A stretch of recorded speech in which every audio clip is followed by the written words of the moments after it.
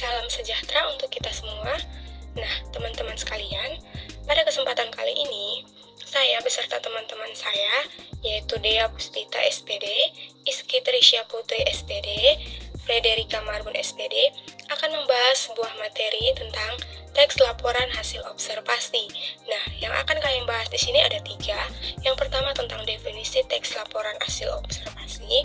Kemudian yang kedua adalah struktur dari teks laporan hasil observasi, dan yang terakhir adalah kaidah kebahasaan dalam teks laporan hasil observasi. Baiklah, kita mulai dari slide pertama. Apakah definisi dari teks laporan hasil observasi?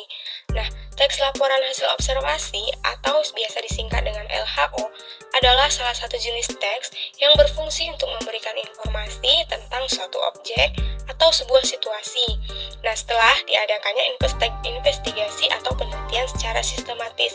Jadi, teks laporan hasil observasi ini ditulis berdasarkan dari investigasi atau pengamatan. Kenapa kita perlu mempelajari teks laporan hasil observasi? Yang pertama adalah karena teks ini merupakan salah satu tuntutan yang terdapat dalam KI dan KD dalam kurikulum 2013. Selain itu, mampu membuat teks laporan hasil observasi tentunya sangat bermanfaat untuk individu maupun pribadi seseorang. Nah, di sini ada slide mengenai ciri-ciri teks laporan hasil observasi. Ada beberapa ciri yang membedakan teks laporan hasil observasi ini dengan jenis teks lainnya. Yang pertama, dia bersifat objektif, global, dan universal.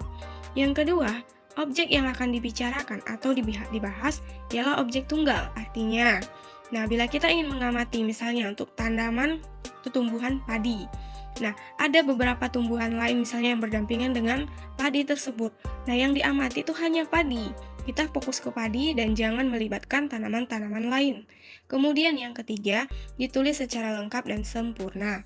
Yang keempat, ditulis berdasarkan fakta sesuai dengan pengamatan yang telah dilakukan. Padi yang kita amati harus kita tuliskan mulai dari bentuknya, tahapannya, manfaatnya. Apa yang kita amati harus itu juga yang kita tulis. Kemudian yang kelima, informasi teks merupakan hasil penelitian terkini yang sudah terbukti kebenarannya. Artinya, teks itu ditulis berdasarkan pengamatan yang baru dilakukan, bukan pengamatan misalnya beberapa tahun lalu dituliskan menjadi sebuah teks. Setelah beberapa tahun kemudian, tidak ya. Jadi, penelitian itu dilakukan baru-baru saja. Kemudian yang terakhir adalah saling berkaitan dengan hubungan berjenjang antara kelas dan subkelas yang terdapat di dalamnya. Misalnya tadi padi. Padi itu termasuk dalam jenis tumbuhan. Tumbuhan yang bagaimana? Jadi kalau kita ingin meneliti satu objek, biasanya kita meruntunkan dulu dari atas, dari tingkatan yang tertinggi, kemudian ke tingkatan terendah, sampailah kepada objek yang kita teliti ini. Misalnya padi itu tadi kan adalah salah satu jenis tumbuhan. Tumbuhan yang bagaimana padi ini? Yang hidup di sawah atau berjenis akar bagaimana? Jadi dia diurutkan sesuai dengan jenjang antar kelasnya. Kemudian kita masuk kepada struktur tes laporan hasil observasi. Ada 3 struktur besar dalam teks laporan hasil observasi. Yang pertama adalah pernyataan umum atau klasifikasi, kemudian deskripsi bagian, dan deskripsi manfaat. Di sini ada penjabaran tentang apa itu pernyataan umum atau klasifikasi. Yang pertama, dia berisi tentang informasi mengenai objek yang diamati. Misalnya tentang si padi ini. Padi ini apa itu? Termasuk dalam apa itu? Tumbuhan, hewan. Dia termasuk tumbuhan yang bagaimana? Yang kemudian menjelaskan klasifikasi tentang objek yang hendak dilaporkan, seperti benda, tumbuhan, lingkungan, dan lainnya. Seperti yang saya bahas di sebelumnya, si padi ini termasuk tumbuhan apa, bagaimana akarnya, hidupnya di mana. Itu berisi tentang hal-hal itu ya, pernyataan umum ini. Kemudian kita masuk ke dalam struktur yang kedua, apa itu deskripsi bagian? Di dalam deskripsi bagian biasanya terdiri dari hal-hal yang perlu dilaporkan dalam sebuah teks, yakni menjelaskan gambaran khusus mengenai objek yang dibahas. Yang kedua, biasanya membahas tentang habitat, makanan, perilaku, ciri fisik sebuah objek, bisa juga berisi tentang manfaat sebuah objek. Nah, kembali ke contoh tadi, padi. Nah, di deskripsi yang di awal tadi tentang klasifikasi, nah itu kan dibahas tentang tanaman padi itu tumbuhan yang bagaimana. Nah, di deskripsi bagian, mulailah dia masuk ke dalam hal yang lebih spesifik. Misalnya, padi itu memiliki warna, eh, kalau dia masih belum matang atau masih baru, dia hijau. Nah, setelah dia mau matang, dia berwarna agak kekuning-kuningan. Kemudian, kalau dia sudah matang, nah padinya itu akan semakin merunduk. Nah, jadi di deskripsi bagian ini, apa yang kita teliti, itu kita laporkan semua dalam teks tersebut. Nah, struktur yang ketiga masuklah kita ke dalam deskripsi manfaat. Nah, di dalam deskripsi manfaat ini disebut juga dengan bagian penutup.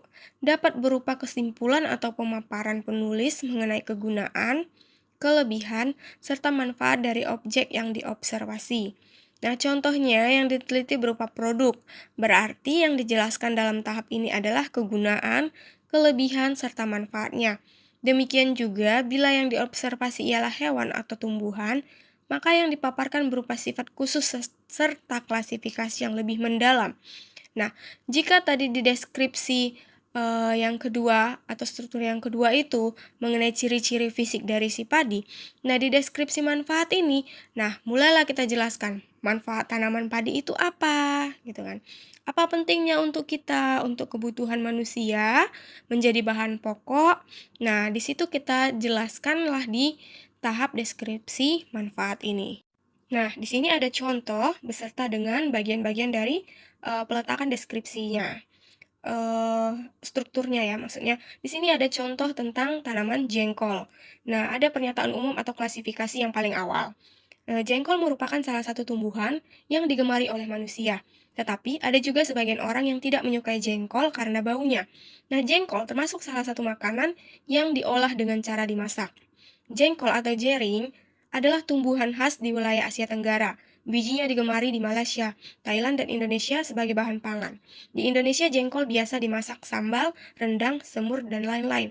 Nah, bila kita perhatikan perbedaannya, di pernyataan umum, kan tadi dibahas tentang si jengkol itu. Nah, masih kalimat-kalimat yang umum. Masuk ke deskripsi bagian, mulailah dia ke lebih ciri yang spesifik tentang cara memasaknya, terdapat di negara mana saja. Dia lebih masuk ke bagian khususnya ya. Nah, yang ketiga itu kesimpulan. Jengkol diketahui dapat mencegah diabetes dan bersifat diuretik sehingga baik untuk kesehatan jantung.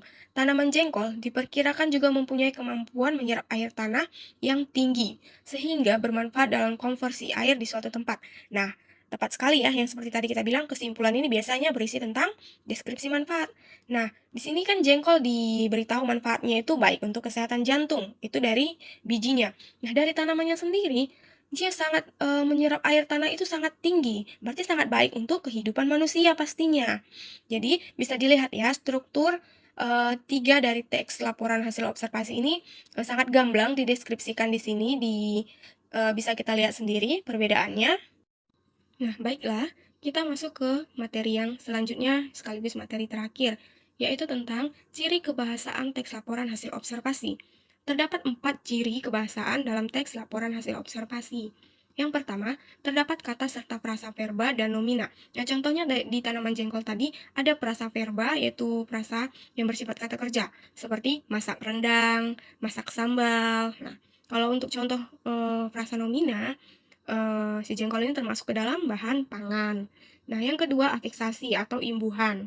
Nah, teks laporan hasil observasi ini sering sekali menggunakan afiksasi seperti tadi, dimasak, nah, ditanam.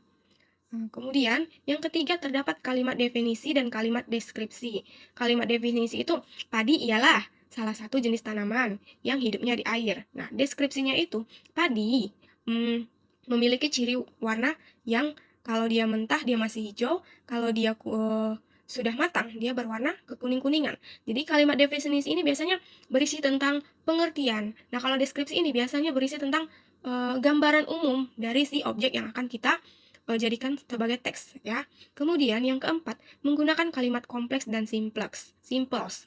Nah, kalimat kompleks itu ya bisa misalnya tanaman padi tumbuh di sawah, atau tanaman padi tumbuh di daerah perairan. Nah, kalau kalimat kompleksnya, tanaman padi tumbuh di daerah persawahan yang airnya tidak terlalu kering, tidak terlalu basah. Nah, jadi kompleks itu ada tambahan-tambahan dari si subjek, ataupun ada tambahan-tambahan dari misalnya si objek, atau ada kalimat-kalimat tambahan juga di kalimat pelengkap. Beda dengan kalimat simples, padi tumbuh di daerah persawahan. Nah, kalau kompleksnya, tanaman padi tumbuh di tanah yang lembab. Artinya, dia tidak terlalu basah dan tidak terlalu kering. Nah, jadi bisa dibedakan ya kalimat kompleks dan kalimat simples. Baiklah, kita sudah sampai di materi yang terakhir. Atas perhatiannya, kami ucapkan terima kasih dan terima kasih untuk yang sudah menonton.